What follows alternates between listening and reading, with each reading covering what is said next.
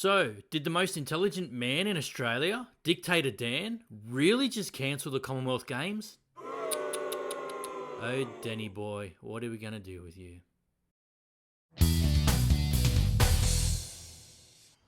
Where we go to from here, the Games will not proceed in Victoria in 2026.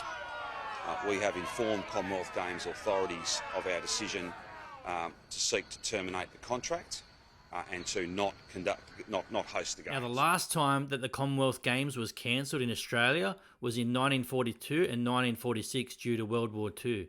Now, while ordering your police officers to shoot rubber bullets at innocent civilians who are trying to protest for their freedom is not exactly World War II conditions, it's a far cry from World War II, let's be honest. So what logical reason does Dictator Dan really have for cancelling the Commonwealth Games? However, as I said, $2.6 billion was budgeted, and that covered both legacy benefits, so ongoing important sporting upgrades and other physical infrastructure and other elements, housing and other things of that nature across a number of regional hubs and more broadly some other regional communities. I want to come to that in just a moment. Not all of that $2.6 billion was of course for legacy.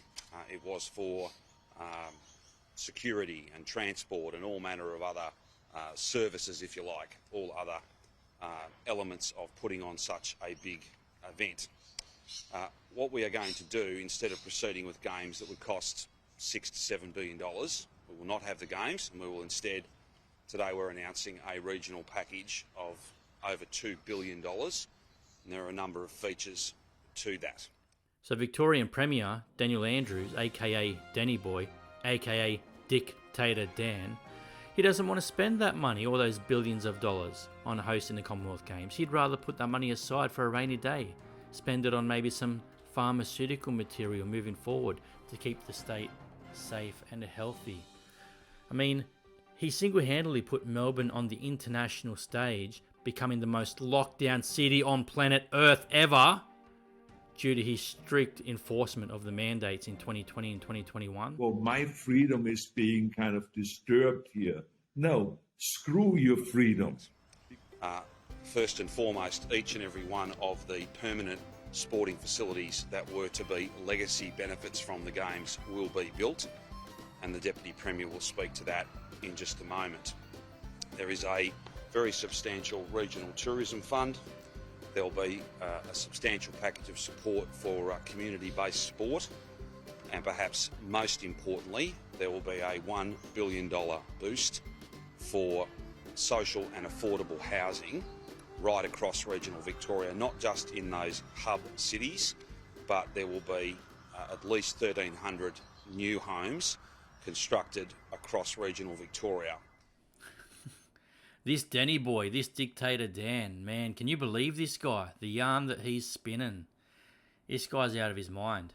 So, you know, he's peddling the narrative that the cost of the Commonwealth Games is blown out, the budget's blown out, so now we can't have it and we're going to go and spend X amount of money on a good cause. Now, it sounds nice. Who doesn't want more affordable housing for people? Everyone would want that. But, you know, to go 4 or 5 months ago and have a budget for $2.5 billion for the Commonwealth Games, and then here he is a few months later saying, well, we're going to have to cancel the Commonwealth Games because it's blown out to $7 billion now. Who's managing your finances, mate? Who's managing the finances in your state? Who's in charge of these decisions? How did it go from $2.5 billion to $7 billion, and then you throw your hands up in the air and say, oh, well, we're just going to cancel. It's gotten too expensive.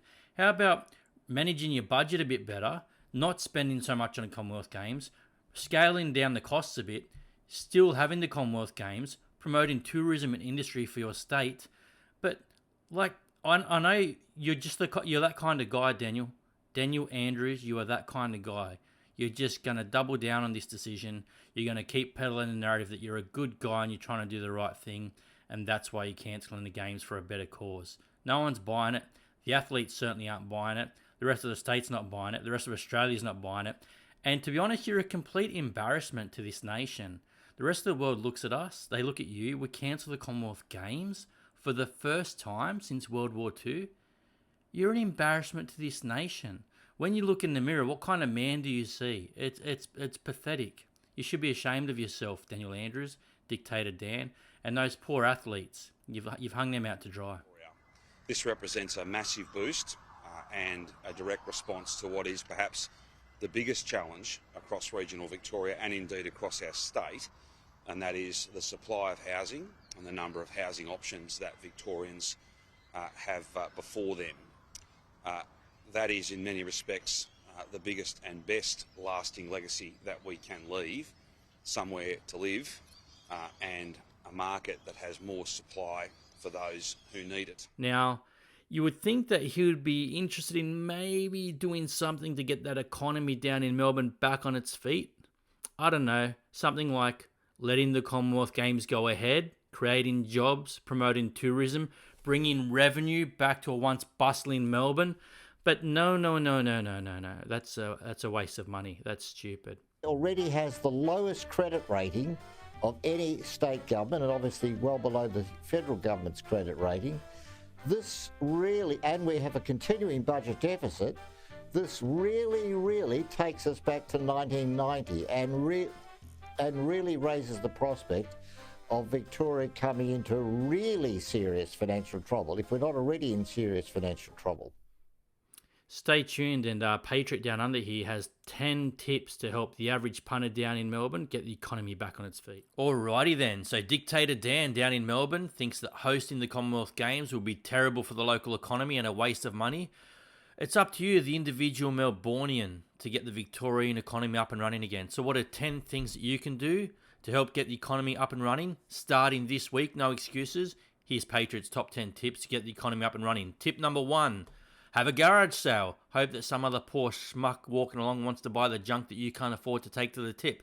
Garage sale, tip number 1. Tip number 2, to get your economy pumping in Melbourne, go down to your local Bunnings, grab a squeegee, get a bucket, hit your nearest set of traffic lights and start washing those windscreens. Tip number 2. Tip number 3, set up a lemonade stand out the front of your house. Tip number 3, set up a lemonade stand. Number 4, recycle those old cans and bottles. Raid your neighbours' bins, raid their neighbours' bins, raid your friends' bins. Get those cans, recycle those cans. Tip number 4. 5, to get the economy in Melbourne going again. Go knock on your neighbour's door, see if they're willing to pay you for you to mow their lawns. Just mow their lawns, but don't cut their grass. You know what I'm talking about. Tip number 6, when your kid's at school next, grab that piggy bank, smash that bad boy open and start spending. Yes, it's their pocket money, it's their hard-earned money, but we need to start stimulating the economy again. Tip number 6. Number 7, to get the economy going down here in Melbourne again. Pimp out your wife. Tell the bitch to not be so stuck up. Variety is the spice of life. Get her out there, put her to work. Number 7, pimp out your wife. Righty, tip number 8, to get the economy pumping in Melbourne. Tip number 8, sell Girl Scout cookies. Go door to door selling Girl Scout cookies. That's right. Even if you're a full-grown man, there's no excuses. You can identify as a Girl Scout for the day. Go door to door, banging on those doors, sell as many cookies as you can. We're all about inclusivity here. You've got no excuse not to identify as a Girl Scout for the day. Go door to door, sell those cookies, get that economy pumped. Tip number 9, your wife doesn't want to be pimped out. She's been a bit of a stuck-up bitch. Okay, no worries. Pimp out your adult daughter. Key word, adult.